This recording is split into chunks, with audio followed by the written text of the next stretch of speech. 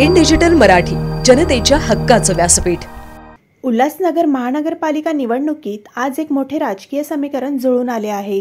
कालानी बंगल्या येथे आयोजित पत्रकार परिषदेत टीओके आणि शिवसेना शिंदे गट यांनी एकत्र येऊन दोस्ती का गठबंधनची औपचारिक घोषणा केली। हीच ती दोस्ती आघाडी आहे जी कल्याण लोकसभा निवडणुकीदरम्यान टिकून होती। त्याच परंपरेला पुढे नेत आता ही आघाडी महानगरपालिका निवडणुकीसाठीही कायम ठेवण्याचा निर्णय घेण्यात आला आहे। या पत्रकार परिषदेला शिवसेना शिंदे गटचे राजेंद्र चौधरी, अरुण आशान, राजेंद्र भुल्लर महाराज, ओमी कालानी, कमलेश निकम, रमेश चव्हाण, मनोज लासी, राजेश टेकचंदानी आणि सुमित चक्रवर्ती यांच्यासह अनेक प्रमुख नेते उपस्थित होते। या घोषणेनंतर उल्हासनगरच्या राजकारणात नवा रंग भरला असून येणाऱ्या महानगरपालिका निवडणुकीत या दोस्ती आघाडीचे समीकरण किती प्रभावी ठरतं हे पाहणं उत्सुकतेचं ठरणार आहे।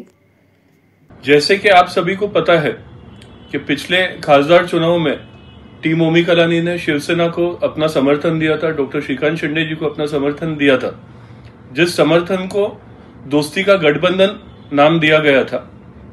आज उसी दोस्ती को हम आगे बढ़ाते हुए दोस्ती का गठबंधन कायम नाम देके हमारे आने वाले चुनाव में टीम ओमी कलानी और शिवसेना का हम युति करेंगे जनरल इलेक्शन में, ऐसी मैं घोषणा करता हूं। धन्यवाद।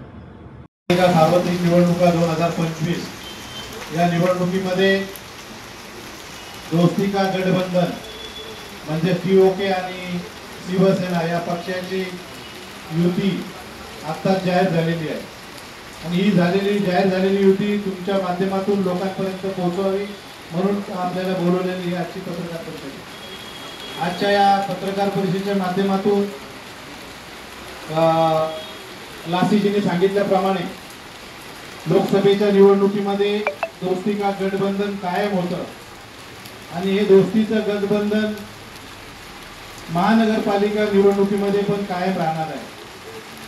आणि या युतीच्या माध्यमातून सध्या तरी आम्ही येणाऱ्या काळातल्या महानगरपालिकेच्या निवडणुका माननीय माजी मुख्यमंत्री, उपमुख्यमंत्री, शिवसेना पक्षाचे मुख्य नेते आदरणीय एकनाथजी शिंदे साहेब आणि खासदार डॉक्टर श्रीकांत शिंदे साहेब यांच्या नेतृत्वाखाली या उल्हासनगर महापालिकेमध्ये युती म्हणून टीओके आणि शिवसेना ही युती म्हणून आम्ही लढवणार आहोत।